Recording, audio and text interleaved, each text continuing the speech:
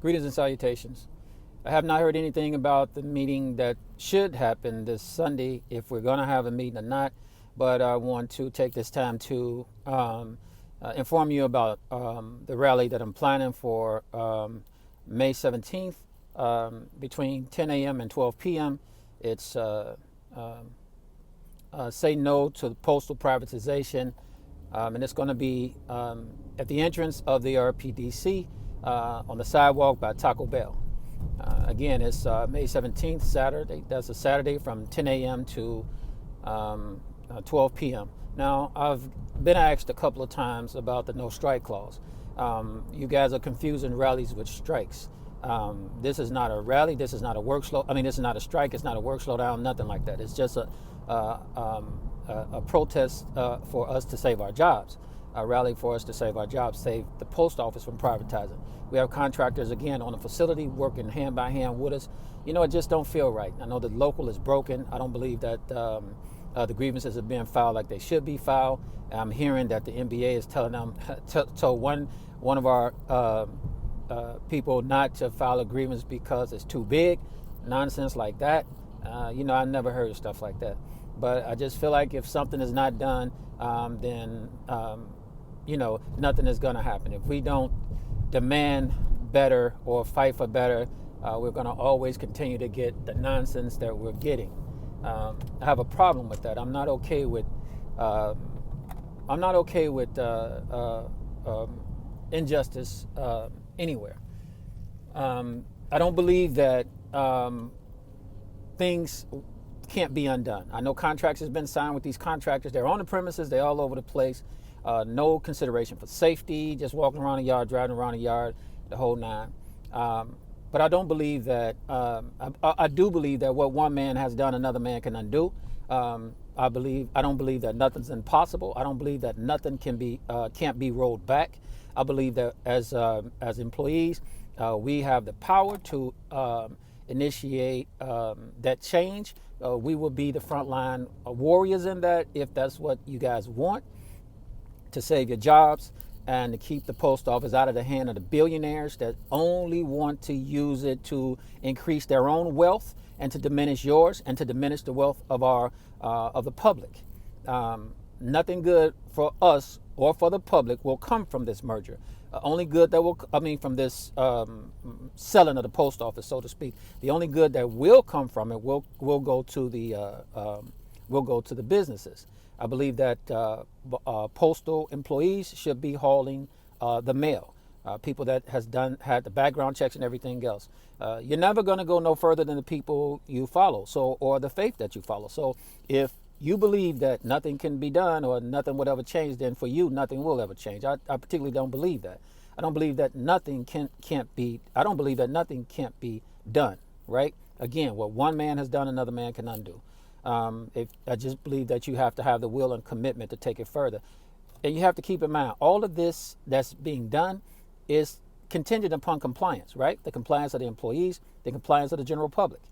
If we don't get out there and alert the general public to what's going on, they won't know.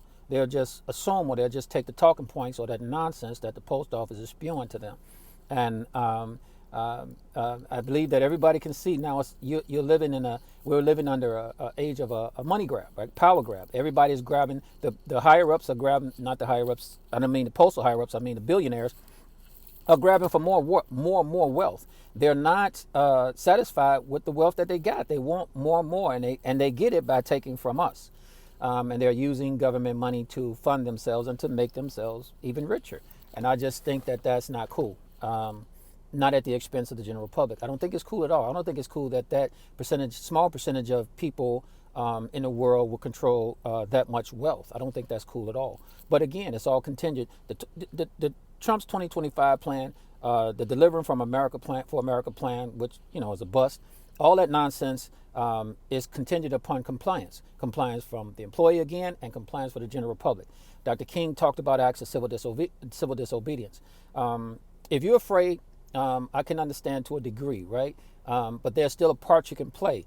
If you don't want to come out to the rally or whatever, I understand. But if all that want to come. But fear is only going to get you worse than what you got. You don't gain comfort in fear. Fear imprisons you. Yeah, you have to have the courage to change things if you want change. If you're not there, fine. Let those of us who are there, or at least support those of us who are there, that's willing to take whatever measures and sacrifice of ourselves, whatever we have to get things done. But things are never going to change if you don't change them. And again, it's important that the only limits that we have, the only thing that we can't do is the things that we tell ourselves that we can't. And I mean, that's for the individual and that's for the collective.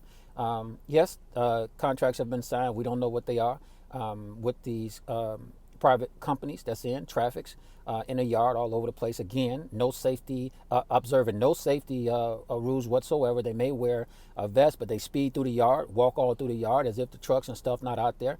And they're working so closely with motor vehicle. They have done the work of VOAs, motor vehicle craft. They are, and now the new SOP that they're putting out, they're basically mirroring us. Now, why would they do that?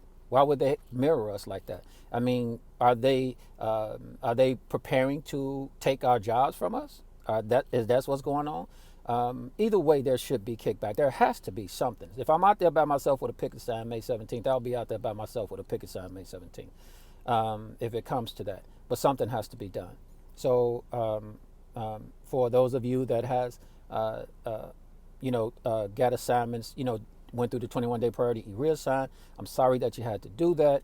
And I pray that you got what you wanted, at least in that. But for the rest of you guys that's hanging around and staying, if you want better, you have to be willing to sacrifice more, and you have to be willing to stand up. Nothing that we're asking you to do is illegal or contrary to what the contract says for us. But this is not done. This is not being done through the union. This is volunteer efforts. The union is not taking the lead in this. As you can see, the union they failed you numerous times. This local under the leadership of Annetta Davis and Alicia Taylor. But we've addressed that. But now it's time to move. It's time to do something. We can't just sit by and let these people just get away with it. Or I'm saying I just can't. So I feel like something has to be done, and we have to do something. And this is part of our DNA. Protest, standing up for what's right is part of. Forgive me, people. I'm not trying to single anybody out, but it's part of what Afro Americans. That's our culture. That's what happened. The Civil Rights Movement. We're not that far separated from the Civil Rights Movement and what they had to go through to get to that. This is Dr. King had a lot of. He in his book, Where Do We Go From Here? He addressed the union. He addressed our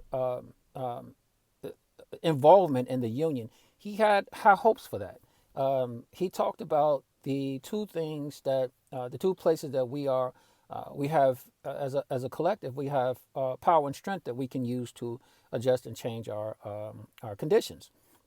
And this is for all of us. I mean, Dr. King said it, but of course, everybody that knows Dr. King knows he was for everybody. But he was advocating for the poor and oppressed and the Afro Americans that have been discriminated against, right? But so the two areas that he highlighted, and where do we come from here, where he said we have the power is through by being employees and consumers, and we do. We have the way we spend our money. Look at what's happening with Target, and I say keep that up. I don't care what they do. Anybody that fold that easily to a threat like that, that tells me that you wanted to do it all along, and you just use that as a cover. I don't care who they are. So but they don't deserve any more of our money. So far as I'm concerned. But that being said, that shows the power that we have collectively. In the bus boycott of Montgomery, Alabama, that was the most successful boycott that we had. One of the most successful boycotts that we had, protest movements and acts of civil disobedience that we had to date. That took over a year. Those people had to sacrifice a lot. They were on a bus. They had to walk miles coming to and from forth to work. But they did. They were willing to do that just for their self-respect and integrity and a better quality of life. By the end of the bus boycott movement, the bus company that was discriminated against Afro-Americans was actually advocating that Afro-Americans advocating for us with the White Citizens Council, right? Because they were going bankrupt, right? In order to stay alive, they needed our dollars. They realized it. So those who stand hard against us up front when we start withholding our money, everybody, not just Afro Americans, when we start withholding our money, that makes a difference. So those are things that we have to do. We have to get the businesses involved and locally. We have to make sure that we do our part, but we have to reconnect with the public. We are the public. We are the beneficiaries of a healthy postal service, right? We get mail, and so when we process mail, we have to remember that we have to do a better job. We got to stop saying what's not our job, because by us saying that, it's easy for the post office to get that stuff away. We have to stop saying what's not our job and just start doing the work. If it's grievable, grieve it. If it's your grievance, grieve it, and move on. But we can't afford to give any more jobs away. We can't afford to give any more work away. Again, it's just an attempt for the billionaires to take more money. Don't think for 1 minute that this is done to improve the mail service, because it's not. I don't care what they say. These are billionaires, and all they're doing is giving contracts to their favorite friends. This company, Traffics, that's contracted with the Postal Service, I can tell you right now, this company, like I said, they sent in drivers into the facility with no driver's license. These drivers had no driver's license, no hard copy of their driver's license.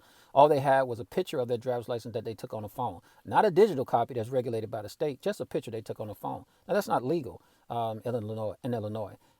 If you have a digital copy of your license that's regulated, that's authorized by the state, then that's one thing, but that's not what they had. I have not seen but one of those. And everybody that comes in that don't have a license, they have a picture on their phone as if they laid it on their table and took a picture of it. Again, that's not legal in Illinois. But when I first started seeing that and reached out to management, management reached out to Traffic. Traffic sent them a copy of the driver's license, rather than have that driver stop, to go back where he was from or they were from to get their license together, right? To get another copy of their license or a temporary copy of their license or their CDL or whatever else. Rather than do that, they sent a picture of the driver's license to the post office. And you know what the post office did? They let them take the mail, without a driver's license, which is illegal, again, in Illinois. And this is the transportation office at the Postal Service, right? Not all of them, not all the supervisors did that, but some did, enough did. And even the plant manager, I wrote a 1767 on her because somebody said that, she said that no mail was to be refused, but you had a driver coming into the facility with no driver's license, right? So I feel like if they come into the facility with no driver's license, they shouldn't be allowed in the yard, because we have people walking through the yard. We have spotters in the yard. We have people in the yard, and they are a threat. They're not supposed to be driving. We don't know why they don't have their driver's license. They could say anything. The driver's license could have been revoked. The police could have took it.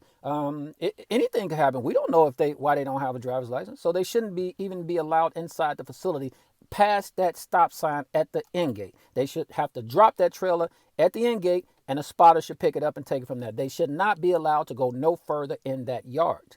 And they absolutely shouldn't be allowed to come back to the facility if they came in that way.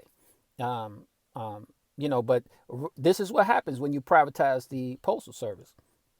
So again, there's going to be a rally. I'm organizing a rally May 17th, Saturday, May 17th, again, 10 a.m. to 12 p.m. All of you that's willing to participate, that can come, please do.